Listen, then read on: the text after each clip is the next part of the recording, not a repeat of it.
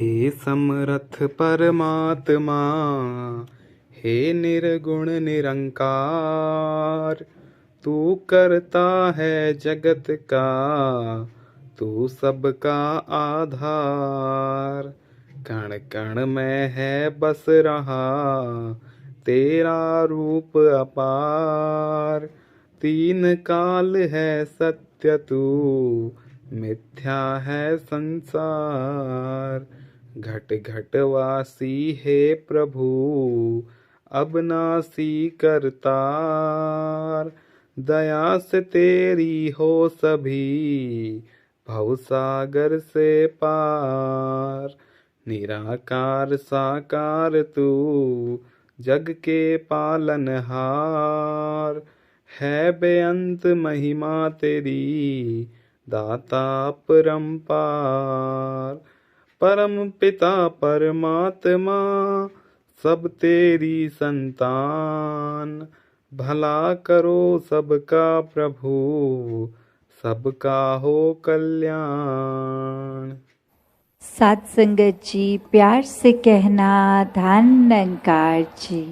तो कैसे मानुष जीवन में भी आना, एक धन भाग की इतनी 84 लाख योनियों से ये आत्मा तड़पती हुई अब मनुष्य के शरीर में है। जब परमात्मा की प्राप्ति इसी शरीर में रहकर हो सकती है, इसी जन्म में होनी है,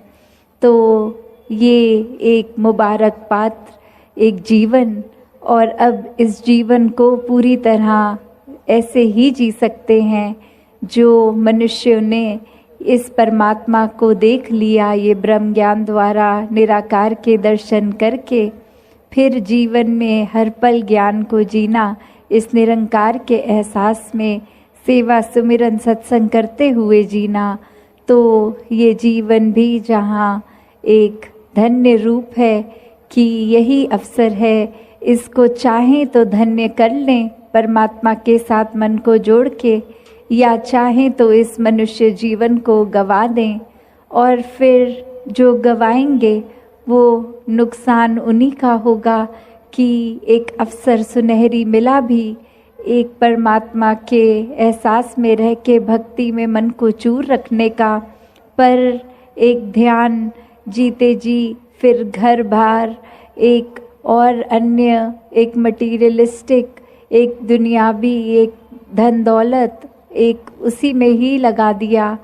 और कैसे जिन्होंने संसार के चाहे सुख सुविधा उस रूप में हो या ना हो, फिर भी अहमियत संसारिक वस्तुओं को नहीं परमात्मा को ही दी, उनके जीवन में वाकई ही असली धन उनको मिल गया।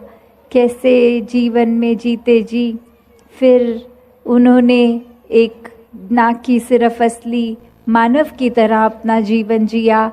पर वो आगे भी सबको प्रेरणादायक ही जीवन जीते गए,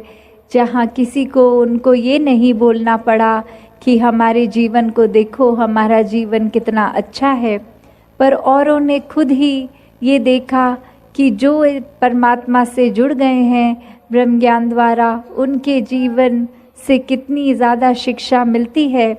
एक वो वाक्य ही मनुष्य के सिर्फ शरीर में ही नहीं है, एक मनुष्य का असली जीवन जी रहे हैं। सारे मानवीय गुण उनमें हैं, दैवीय गुण उनमें हैं। वो फिर एक प्रेरणादायक इतने कि सिर्फ उनके जीवन को ही वो जी रहे हैं इस परमात्मा से जुड़कर भक्ति में रहकर, और वहीं अन्य व्यक्ति भी उनके जीवन को देख रहे हैं और यही इच्छा आ रही है कि इनके जैसा ही जीवन हमारा भी हो जाए। तो ऐसा जीवन जीना कोई किताबी बातें नहीं है, या फिर कोई वो बात नहीं है कि पहले त्रेता में, सतयुग में, द्वापर में ही ऐसे जीवन जिए गए। अभी अगर आज के दौर में भी देखें तो ऐसा जीवन भक्त आज भी जीते हैं, जो चाहे रहते तो इस संसार में ही हैं और संसार को त्याग के भक्ति नहीं करते। इस संसार में, इसी घर गृहस्थी में, धन दौलत एक रूप जो भी हो, चाहे वो रोजगार बड़ा हो छोटा हो, उसी रूप में रह के परमात्मा का धन्यवाद भी जहाँ करते हैं, वही एक परमात्मा के आश्रय अपने जीवन को हर पल चलाते हैं कि जो परमात्मा ने दिया उसी में शुक्राना, ये परमात्मा का धन्यवाद। तो कैसे अपने जीवन को हर कोई एक ज्ञान की रोशनी से एक बहुत ही सहज और सरल जीवन जी सकता है, जिस जीवन में दिखावा मात्र नहीं रह जाता, एक असली सच्चाई से इस परमात्मा से जुड़कर जीवन में खुद भी एक अपने रोशनी ही करा जा सकता है। फिर वो मन का ठहराव अपने आप आ जाता है। तो भाव वही कि संत जो होते हैं उनको फिर एक दुनियावी माहौल कैसा भी हो, एक आरामदायक हो ना हो, फिर भी एक संत तो उस दुनियावी माहौल में रहते हुए भी उस दुनियावी माहौल से ऊपर ही रहते हैं, एक आनंद की अवस्था में हर स्थिति में खुद को एडजस्ट करते हुए कि एक जहाँ स्थिति जो है उसको अगर वो सही भी करनी है तो उसमें प्रयत्न करना है, एक अपने दुनियावी रूप में अचीवमेंट सपने बनाकर उस तरफ चलना है। पर अगर परमात्मा को मंजूर नहीं और वो एक कार्य उस तरह से ना हो जैसा सोच रखा है, तो भी एक परमात्मा को कोसते नहीं है भक्त, एक परमात्मा को शुक्राने भाव से यही मन के भाव रखते हैं कि इसी में ही भलाई होगी, इसलिए ये कार्य हम जैसे चाहते थे वैसे नहीं हो पाया। तो कैसे अपने जीवन को भक्तों ने हर समय इस परमात्मा के ही आसपास केंद्रित रखा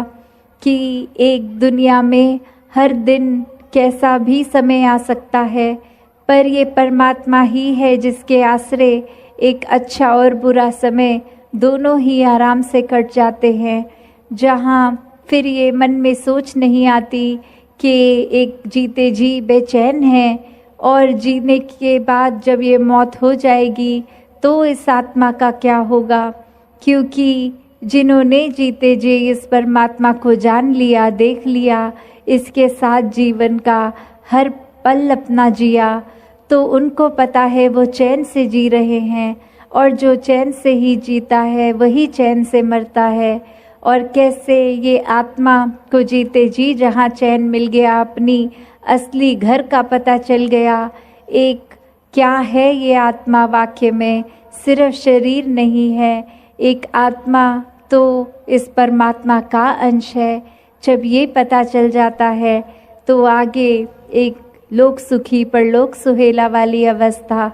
और फिर अगर हम ये भी देखें कि हम उस सोच से भी देखें कि एक इंसान ने चाहे बेशक 84 लाख योनियाँ पहले भुगती पर वो याद कुछ भी नहीं, तो अगर ये भी मान के चलें कि सिर्फ और सिर्फ ये ही एक लौता जन्म है, तो इसी में फिर ज्ञान लेना है, ये ब्रह्म ज्ञान के साथ जुड़कर इस परमात्मा के साथ एकमिक होना है। वरना तो बात वही कि अगर इस जीवन में आकर चाहे मान्यता वो नहीं कि पहले जन्म हुआ कि नहीं हुआ, पर इस जीवन को भी किस तरह सुखदाई जीना है। ये दुख कष्ट तो आते ही रहेंगे जीवन में, कैसे उनका प्रभाव, उनका असर अपने ऊपर नहीं लेना। ये सब में भी ब्रह्म ज्ञान जहाँ वो सहयोग देता है कि कैसे अपने आप को